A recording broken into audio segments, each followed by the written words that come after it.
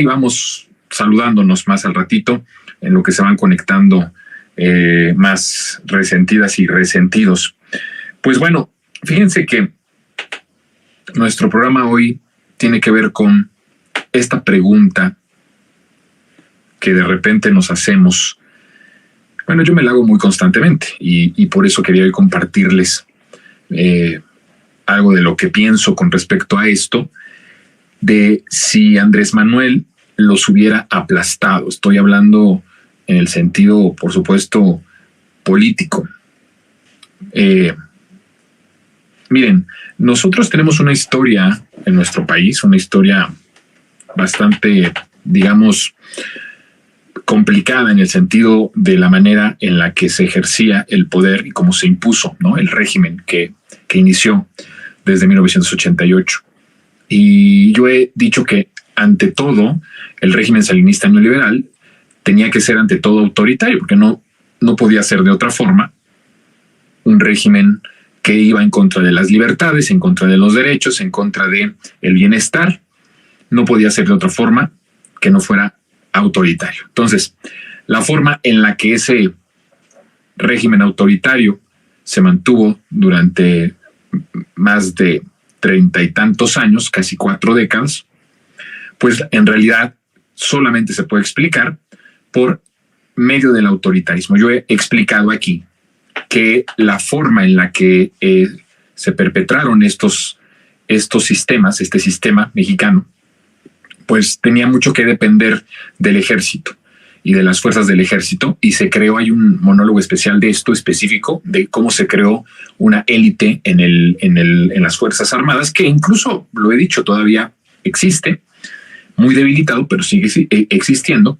Y en ese momento, cuando nace este régimen, también tenía que nacer una élite militar que pudiera beneficiarse del régimen y, por supuesto, con eso, pues, tener la lealtad de las Fuerzas Armadas para el régimen y para el sistema. Bueno, esa es la forma, solamente a través de la manera autoritaria. A lo largo de todo este tiempo, a lo largo de los años, desde el inicio de este régimen, nosotros podemos observar cómo el régimen también utilizaba muchísimo la fuerza y utilizaba muchísimo las desapariciones, los asesinatos, ¿no?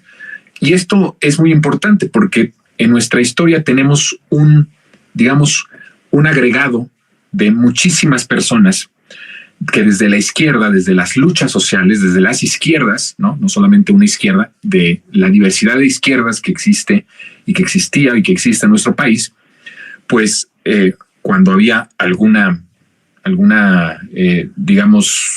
peligro de algún estallido social o de alguna preocupación por alguna protesta en contra de algo que estaba haciendo el régimen y que no le convenía al régimen que se conociera o que se supiera o que se hiciera mucho escándalo, y lo que ellos hacían, pues en esencia, es asesinar, ¿no?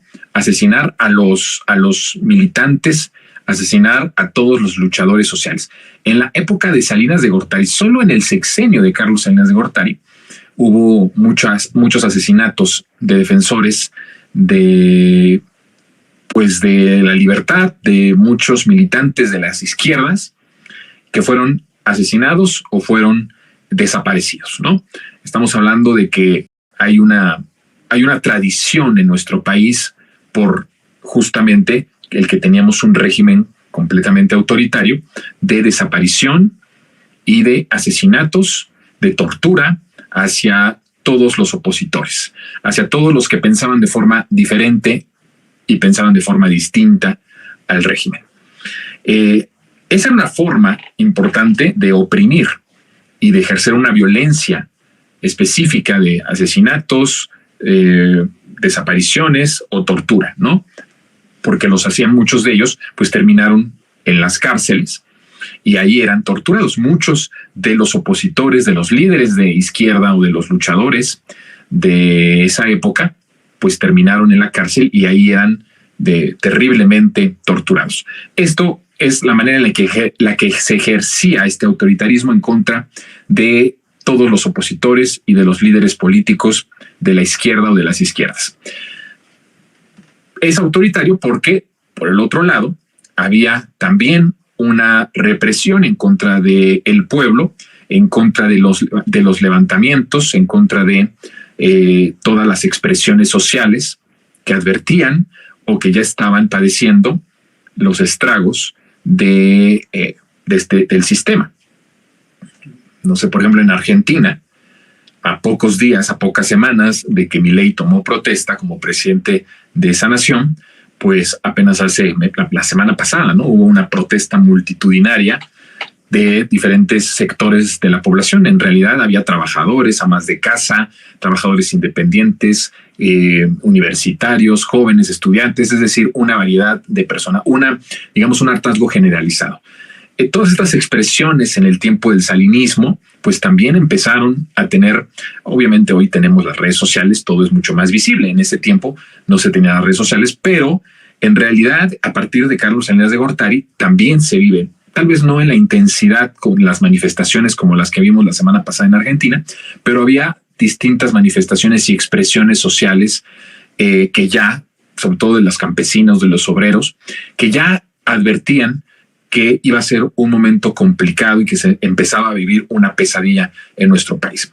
Todas esas expresiones de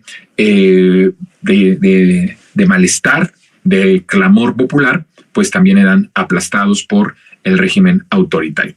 Y en realidad, la población en su conjunto, haya sido pues una persona que estaba en algún puesto político desde la izquierda o alguna persona luchadora social o luchadores de derechos humanos, o de los que estuvieran siendo de alguna forma oprimidos directamente porque se manifestaban, en general la población fue totalmente postrada.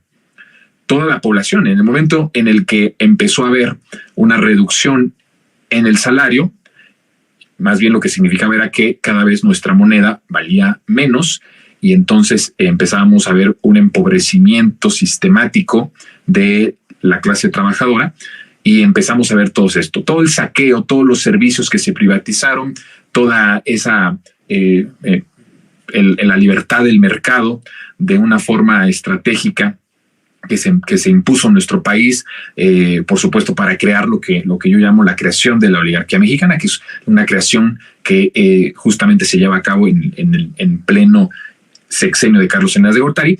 Todo esto, pues, venía con pues prácticamente había una postración del pueblo en su conjunto, que justamente estaba ya viviendo una represión económica, una represión social, una represión política. Porque la represión, como la entendemos, no solamente es que haya un grupo de manifestantes y policías, el ejército, la marina, ahí, ¿no? Golpeando, echando balazos, como sí lo hicieron en muchas ocasiones, o literalmente masacrando al pueblo, como sucedió y ha sucedido en nuestro país, y tenemos una tradición extensa de este tipo de represión y de masacres, ¿no? O sea, cuando hablamos de represión, no solamente estamos hablando de esa represión, estamos hablando de la represión económica. Porque si no lo entendemos de esta forma, no podemos también tener un escenario completamente abierto de el nivel de autoritarismo que ejerció el sistema y el régimen salinista neoliberal desde que se impuso.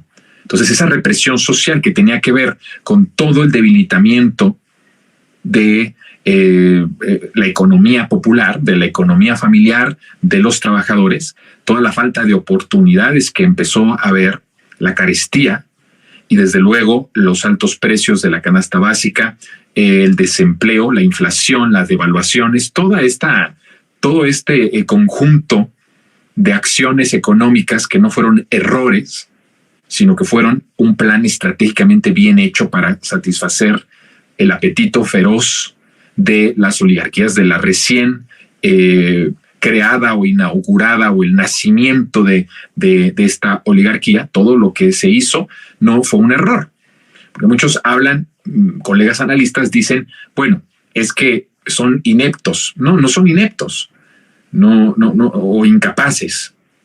No son incapaces. La verdad es que si usted se da cuenta del nivel académico de muchos de la tecnocracia, de los que justamente cometieron lo que yo llamo esta represión económica en contra de todo el pueblo, no son tontos, no se equivocaron, no fue un error. Por eso es un error decir que lo del 94 fue el error de diciembre, ¿no? Estamos hablando de una estrategia específicamente bien hecha para poder causar los estragos. Porque mientras en esos supuestos errores se padecía una gran crisis económica, la realidad es que incluso en esos tiempos y en esos momentos, la oligarquía mexicana se fortaleció. O sea, los que sufrieron todos estos errores, todas estas devaluaciones, todas estas crisis económicas de los 90s provocadas por los neoliberales, en realidad a quienes afectaron fue al pueblo, pero no a los de arriba. Los de arriba siguieron teniendo sus ganancias y empezaron a ser cada vez más millonarios y más ricos, ¿no? Entonces, por eso yo digo, no son errores, son estratégicamente un plan que fue trazado de esa forma para que de esta manera se pudiera realizar y seguir desarrollándose el régimen que se había impuesto en 1988. Entonces, estamos hablando entonces de un régimen autoritario en todos los sentidos: represión económica, represión social, represión política. Sí, no solo las muertes directas de las persecuciones que el régimen tenía en contra de los opositores, principalmente de izquierda, sino una represión generalizada. Y podemos decir una masacre generalizada desde la política económica.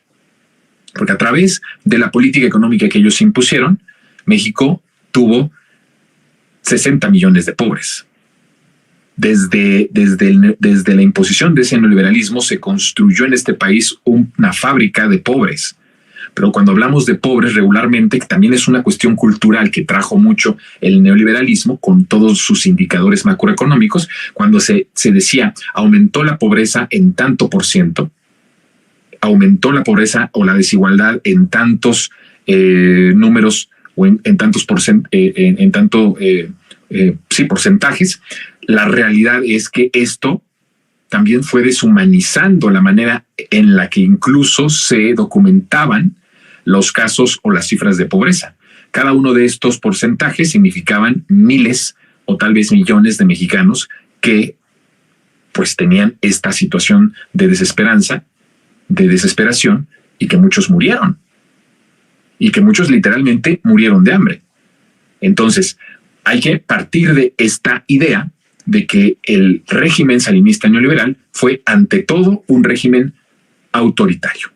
Pero hoy quiero centrarme específicamente un poco en la parte de